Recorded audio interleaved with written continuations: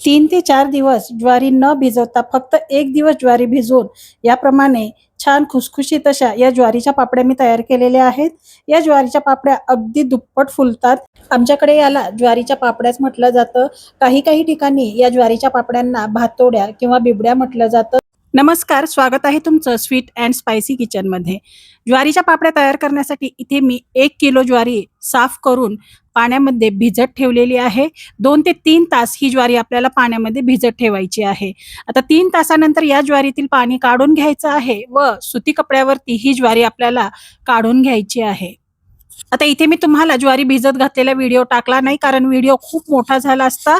1 kilo ज्वारी साफ करून फक्त आपल्याला 1-2 वेळा स्वच्छ धुवून 2 ते 3 तास पाण्यामध्ये भिजत ठेवायची आहे. आता 3 तासानंतर ही ज्वारी मी काढून याप्रमाणे सुती कपड्यामध्ये बांधण्यासाठी घेतलेली आहे. सुती कपड्यामध्ये ज्वारीमधील जे एक्स्ट्रा पाणी आहे ते पूर्णपणे सोक होतं, म्हणजेच पूर्णपणे निघून जातं. आता इथे ही जी बांधलेली ज्वारी आहे ती आपल्याला एका भांड्यामध्ये ठेवायची आहे. आता इथे मी या कपड्याला गाठ मारलेली आहे व हे ज्वारी बांधलेलं जे गाठोडं आहे ते मी या पातेल्यामध्ये ठेवणार आहे. ही आपल्याला बांधलेली ज्वारी 2 ते 3 तास अशीच ठेवायची आहे.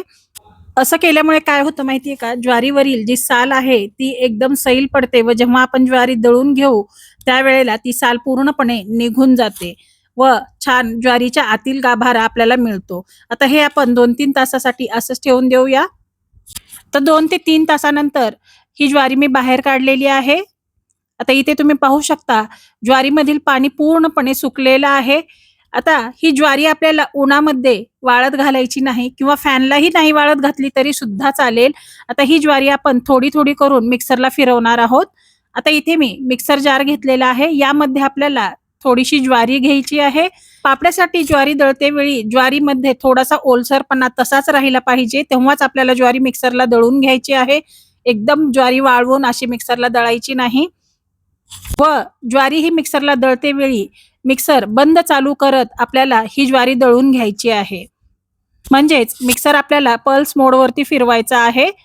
आता इथे आपण ज्वारी मिक्सरला फिरवून घेऊया. आता इथे तुम्ही पाहू शकता याप्रमाणे मिक्सर बंद चालू करत आपल्याला ही ज्वारी फिरवून घ्यायची आहे. म्हणजेच या ज्वारीवरील साल पूर्णपणे निघून जाईल. आता इथे मी ही ज्वारी मिक्सरला फिरवलेली आहे. आता ही आपण काढून पाहूया. आता इथे आपण झाकण काढून पाहूया. ज्वारी छान दळलेली आहे. ज्वारी आणखी जाडसरच आहे, परंतु साल पूर्णपणे निघून गेली आहे. आता याचप्रमाणे आपल्याला बाकीची ज्वारी दळून घ्यायची आहे. इथे मी सर्व ज्वारी दळून घेतलेली आहे. इथे तुम्ही पाहू शकता यातील साल पूर्णपणे वेगळी झाली आहे, परंतु यामध्ये काही बारीक पीठ आहे व काही जाडसर ज्वारीची कण आहेत. आता हे आपल्याला चाळणीने चाळून घ्यायचं आहे.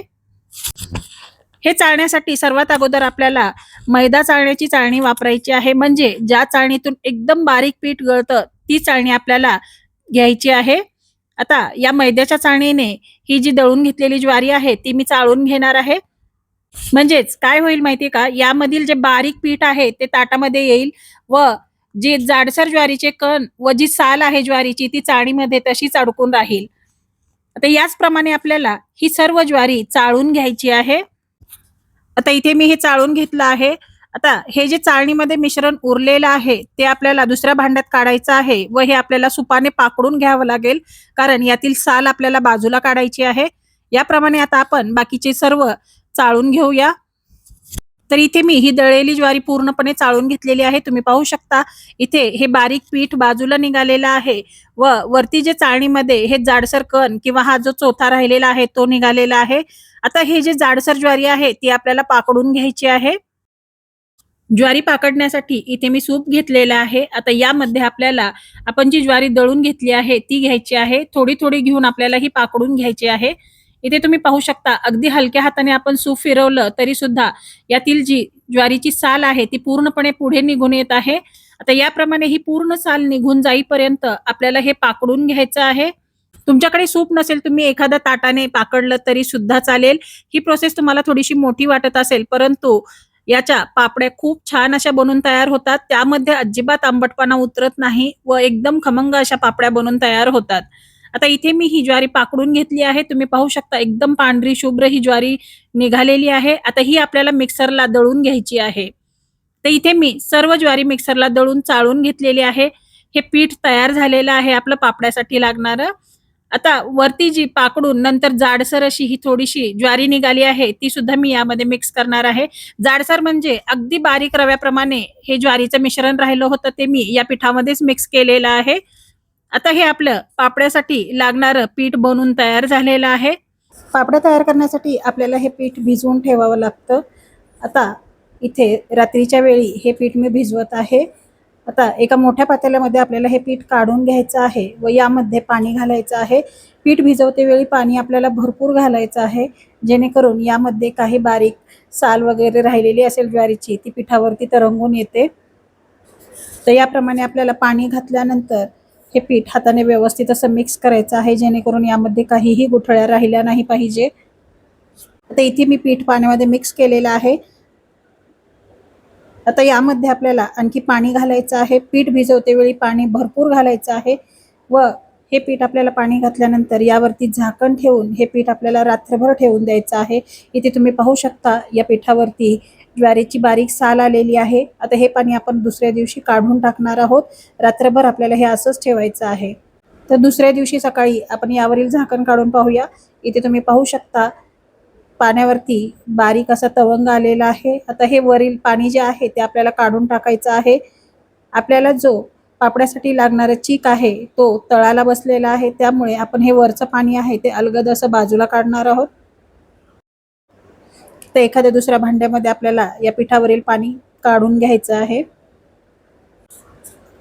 या पाण्यामध्ये जोपर्यंत खालचा चीक मिक्स होत नाही तोपर्यंत आपल्याला अगदी हळूवारपणे हे भांडं जास्त न हलवता हे पाणी आपल्याला काढून घ्यायचं आहे. आता इथे तुम्ही पाहू शकता, आता या पाण्यामध्ये हळूहळू खालील जो चीक आहे तो येत आहे, त्यामुळे आता आपण पाणी काढायचं बंद करूया.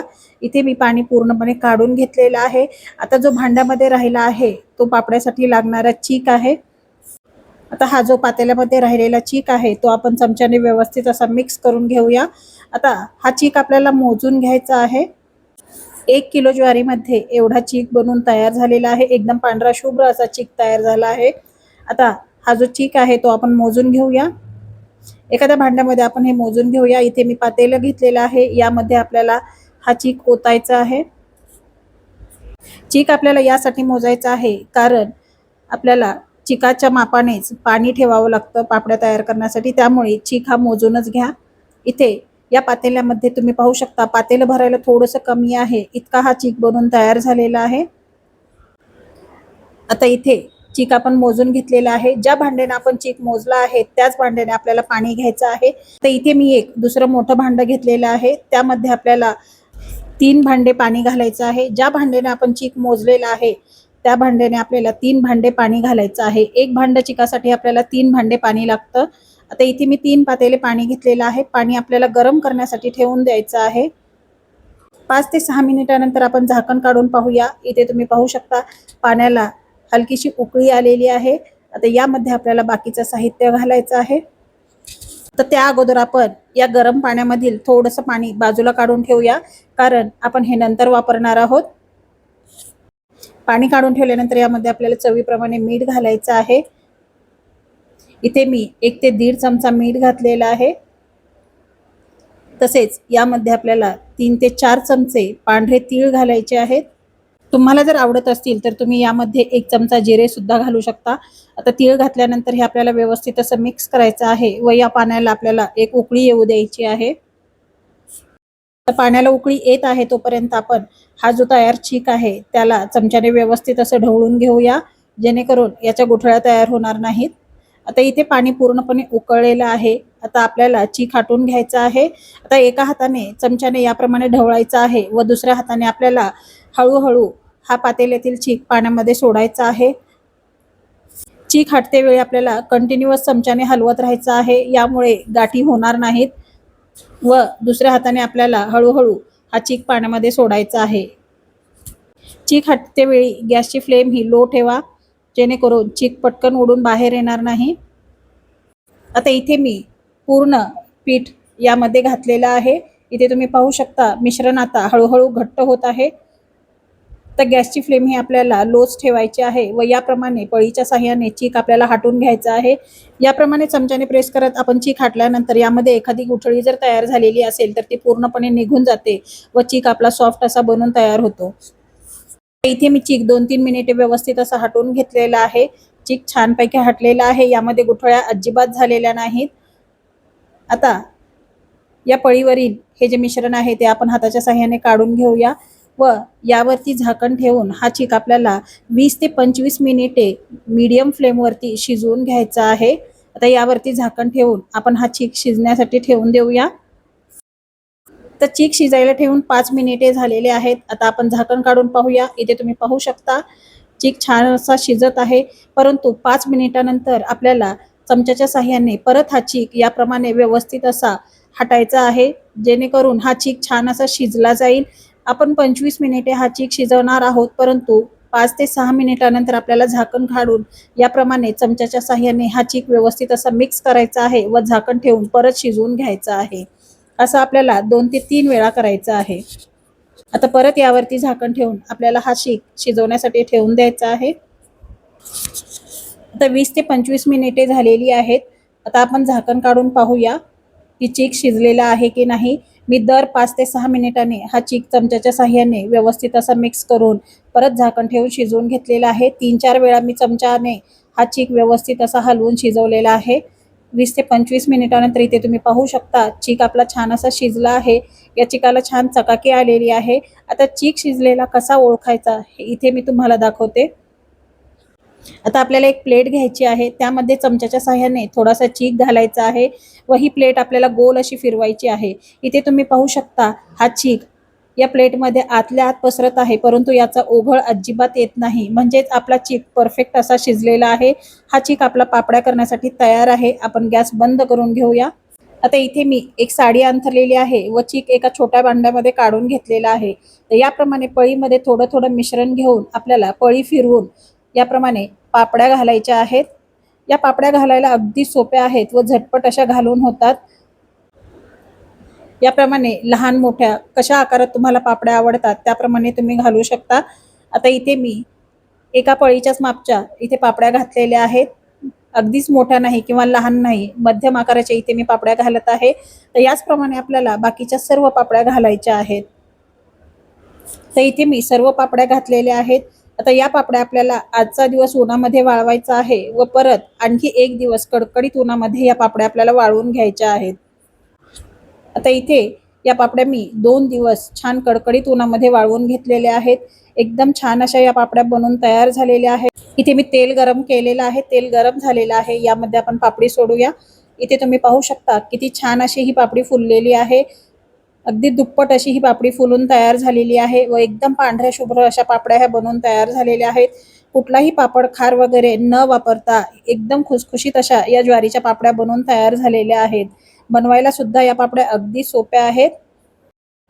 तर अशा प्रकारे आपल्या या 1 दिवसामध्ये खमंग खुसखुशीत अशा या ज्वारीच्या पापड्या बनवून तयार झालेल्या आहेत। 2 ते 3 दिवस ज्वारी न भिजवता अगदी 1 दिवसामध्ये या ज्वारीच्या पापड्या बनवून तयार झालेल्या आहेत। तुम्ही ही ज्वारीच्या पापड्याची रेसिपी नक्की ट्राय करा, तुम्हाला सुद्धा खूप आवडतील। या ज्वारीच्या पापड्या वर्षभर आरामात टिकतात। तुम्हाला आजची ही ज्वारीच्या पापड्यांची रेसिपी कशी वाटली हे कमेंट बॉक्समध्ये मला नक्की कळवा। तुम्ही जर माझ्या चॅनलवरती नवीन असाल तर चॅनलला सबस्क्राईब करा। रेसिपी आवडल्यास रेसिपीला लाईक करा, शेअर करा, तसेच बेल आयकॉन क्लिक करा। वेळात वेळ काढून तुम्ही माझी रेसिपी पाहिल्याबद्दल खूप खूप धन्यवाद। चला तर मग आपण भेटूया पुन्हा अशाच एका नवीन रेसिपी व्हिडिओमध्ये। तोपर्यंत धन्यवाद।